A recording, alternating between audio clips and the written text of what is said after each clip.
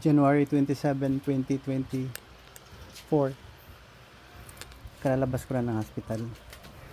Salamat sa Panginoon na nabuhay ako.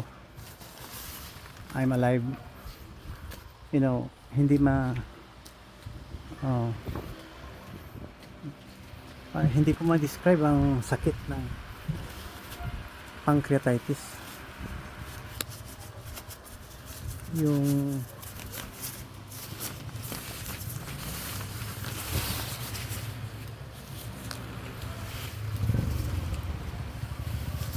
parang organ na may lapay, yung sa katabi ng atay,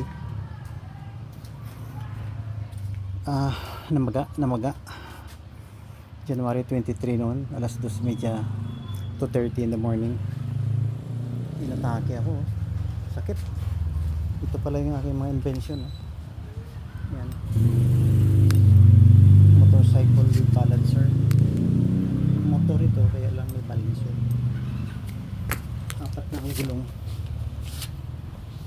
Ito isa naman hila. Ayan, tumatakbo yan lahat. Kaya lang hindi ko napatakbo na 9 months. Okay. Hinihila yan. Ayan. Ginagawa ko dito sa bahay. Magulo ang bahay ko, pero no choice. Ito lang ang makakaya ko pero sige lang, masaya naman ang family ko. At least I have provided my family a good life. Despite na mayroon akong pagsubok, yung mga 1997,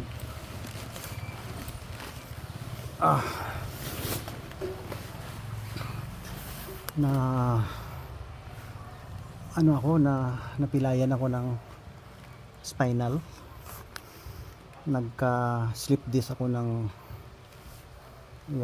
L2, L3, L3, L4, at saka may whiplash ako sa cervical neck, C3, C4, C4, C5 cervical. Masakit. Since 1997 nag-anesthesia ako na may sakit sa katawan. Pero nung nag-start ako ng anesthesia, wala akong naramdaman. 1990, wala akong naramdaman. Yung nag-training ako ng anesthesia sa Davao Medical Center, 1990 yun. Ang daming pagsubok pagdating November 5, 1990, pauwi na kami ng Davao from Marbel. Dumaan kami ng Jensan. Pagdating doon sa Digos, then sa Santa Cruz, pinara kami ng mga armadong lalaki. I suspect mga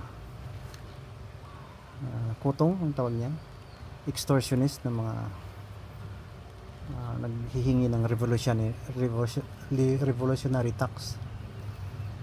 So alas 7 ng gabi, madilim na, pinababa kami lahat ng passenger ng Yellow Bus Line, aircon 36. Pagbaba ko pa lang sa stepping board, nakita ko talaga binanatan ng rifle ang gulong. So sabi ko, wala na. During the time, buntis si Mrs. ng aming pang-apat na anak na lalaki. Buntis siya ng 5 months. So, wala kaming ibang mapuntahan, kaya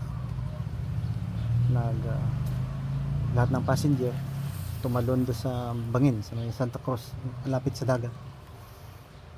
Inabot kami ng umaga doon bago nag-rescue ang army. So natusok ang puwet ko. Si Mrs. naman doon sa Dalampasigan, sa seashore, sumakit ng tiyan dahil cramps, abdominal cramps, dahil tawag niyan, labor, false labor or premature labor. Sabi ko sa sarili ko doon, Naku, hindi man ako takot mamatay dahil during that time kaalis ko lang sa karating ko lang from Manila, nag-apply ako ng Armed Forces of the Philippines bilang doktor. So mayroon na kaming mga experience na hindi matakot. Kaya lang unfair nung ako ay nagtrabaho sa South Cotabato Provincial Hospital dahil walang espesyalista noon na well trained.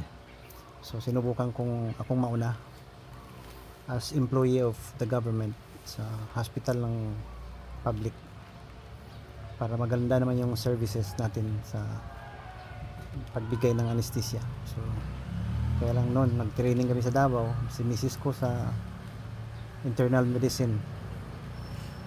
Yan, in service training yun.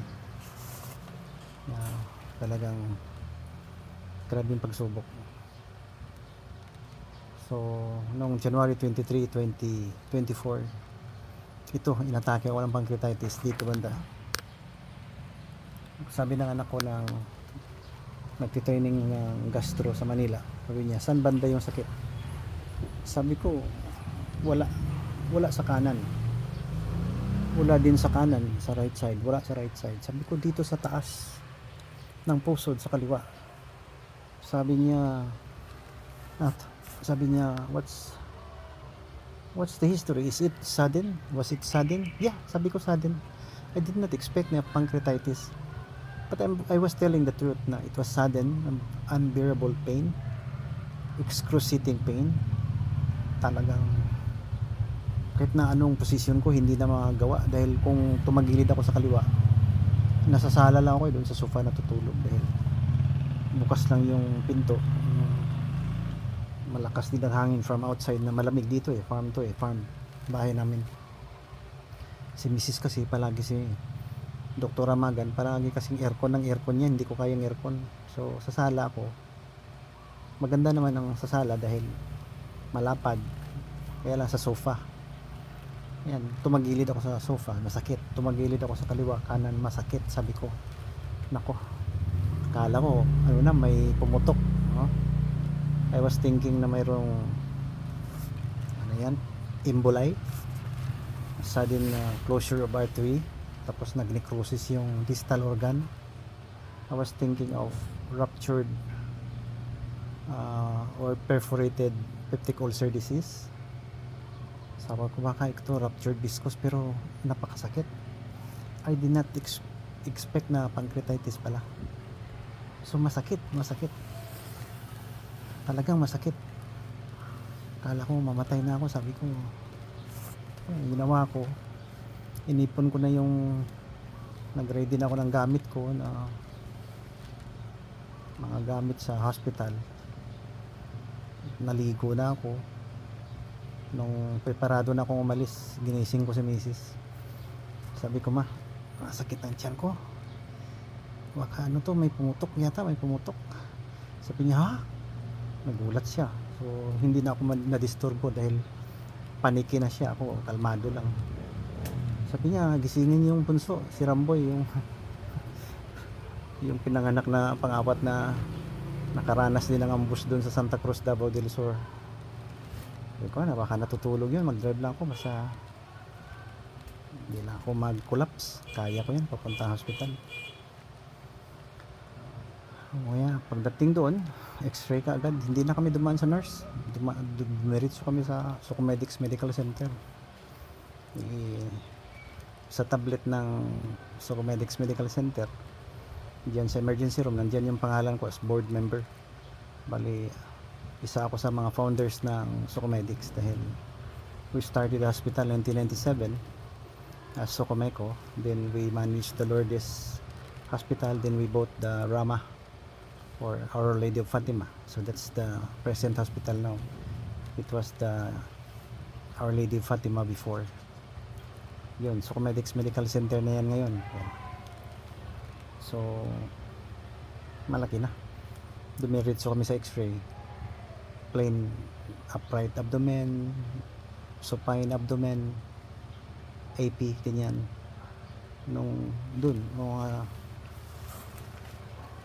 A few seconds lang nakikita na nila result doon. Sabi ng Sabi ni Mama Ace, kasi radiologist siya.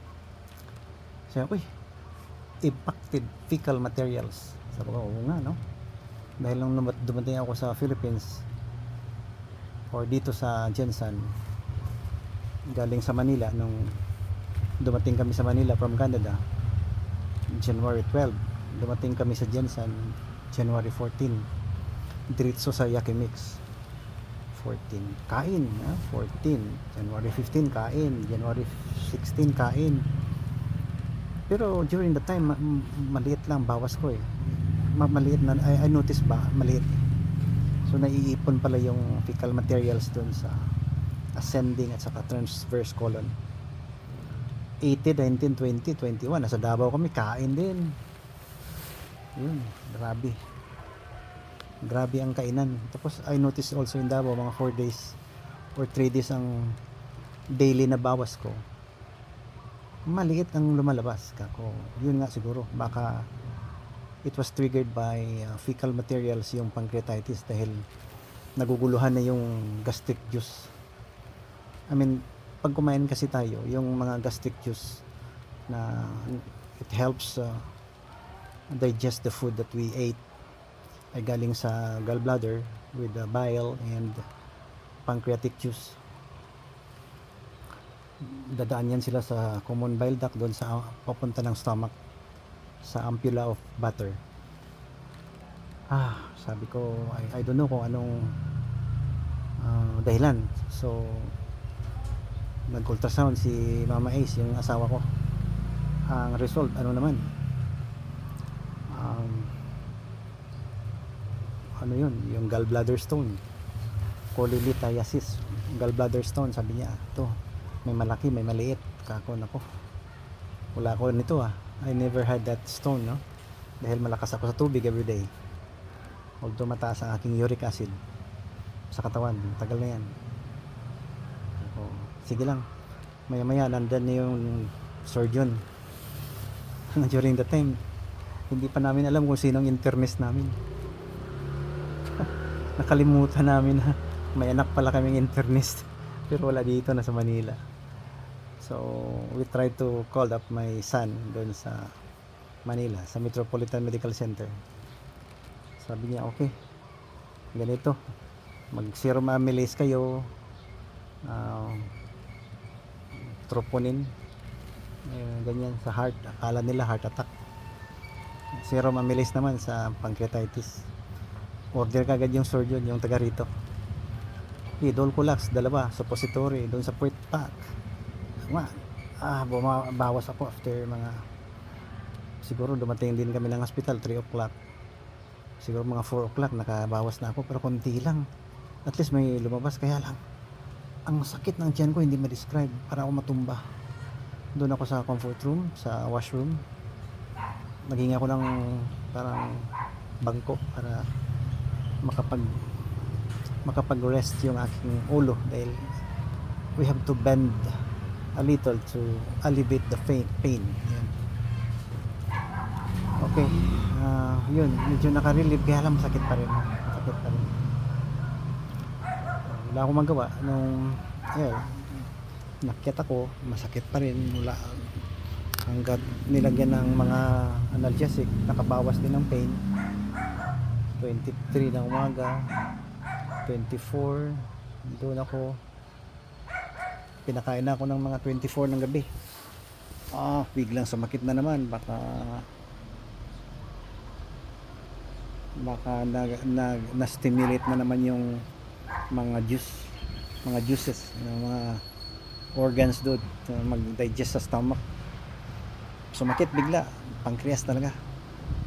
Ayan, 25, ganyan, sakit pa rin.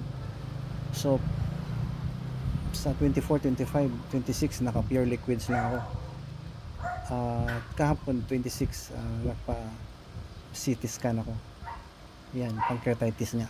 Yan, nakikita sa ultrasound, sa CT scan, CAT scan, pancreatitis. So mabuti na lang nabuhay ako. Kung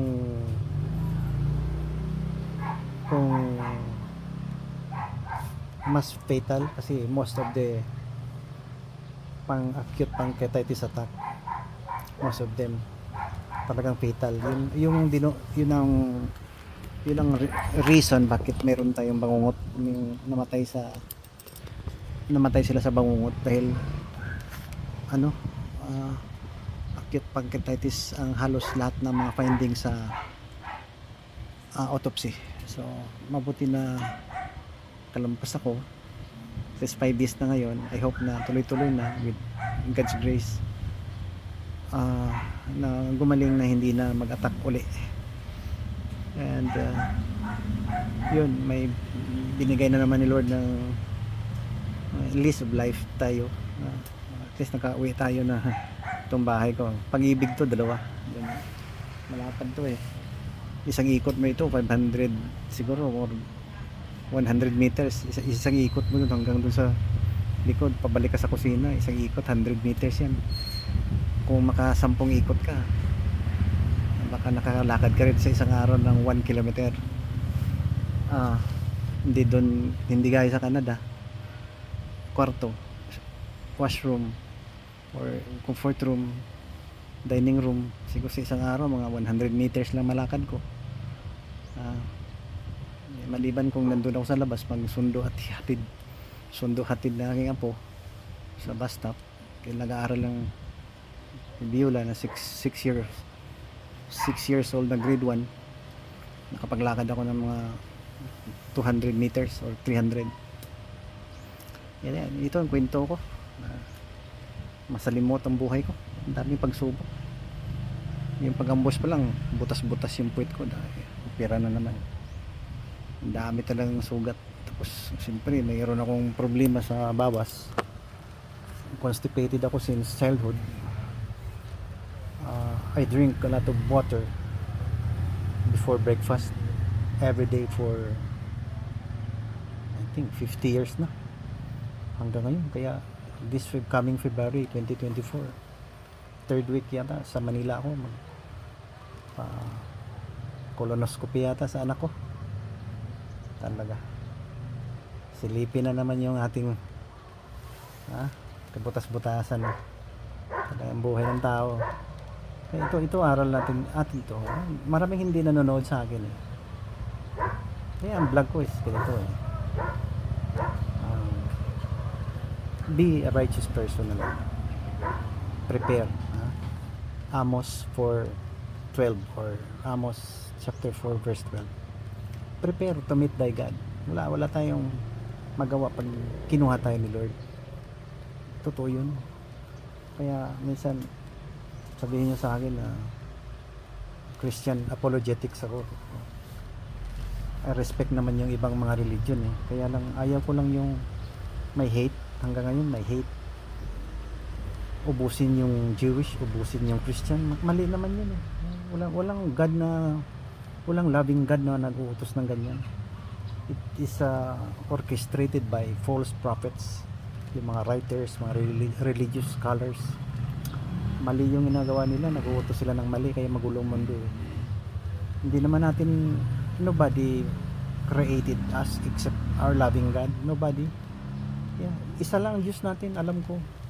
Yung mapagmahal na Diyos, hindi yung Diyos na jihad, Islamic jihad, jihadist terrorist. Masamang loob ko pag may patayan ng ganyan eh. Hindi naman natin maangkin ng mundo kahit na ilang tunnel lang gawin mo ha. Gawa ka ng tunnel sa ilalim ng Pacific, ano ka, loko-loko. Yan ang aking pangangaral. Kahit na ano pang yaman mo sa mundo. Kaya yung may mga ambisyon, natural. Ako may ambisyon din dati.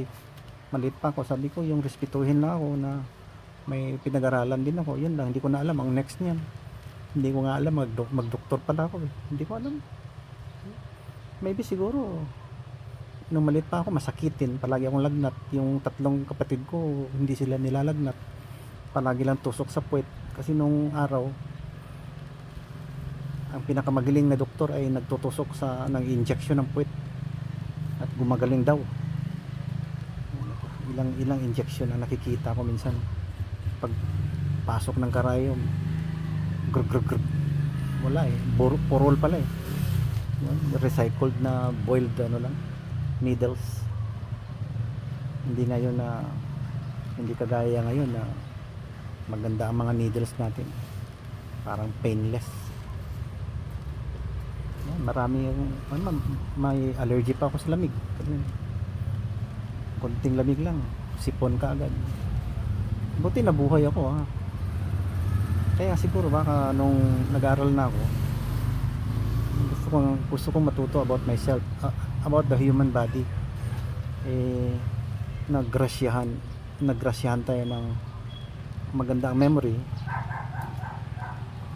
Siyempre kahit may eyeglasses ako nung student pa, maganda naman yung pananaw ko, yung 20/20 vision naman, so I was able to study well. At, yun, naggrasyahan naman ako ng anak habang nag-proper medicine. Maganda din ng Panginoon. Huwag na tayo mag-away-away yung mga ganyang religion. Tingnan mo itong mga post ko. Yung nagpapita dyan, rapist. Dami dyan. Yung mga builders of churches, yung mga may sariling simbahan. May mga kaso silang act of lasciviousness, parang ganun. Hindi naman usok yan kung walang apoy eh. Pag may usok yan, may apoy. Kaya hindi ko sila ma-accuse, but yan ang weakness ng isang tao, hayop sa laman. Kaya ito ibalik ko ito sa mga mahilig pumatay dahil lang sanction by God. Hindi maganda yan. Anytime kunin tayo ni Lord, no? Ako hindi pa ako sure babalik pa yan, baka mas fatal. Buti nakapagsalita pa ako ngayon, diba? Ito duyan ko, pasensya na kayo, duyan ko to eh. Yan, ito kasi duyan ko rin, ito duyan ko rin kanto para waterproof. Ito kasi butas-butas. Yan, pag natutulog ako sa mainit na lugar, gamit ko to, butas-butas to eh. Galing Cambodia yan, binili ko sa Cambodia dati. Yun lang ating vlog ngayon, medyo mahaba mabuti at nakapagsalita tayo uli Ito ng bahay ko, ulang linis pa eh. Yan, may yan, pamangkin ko.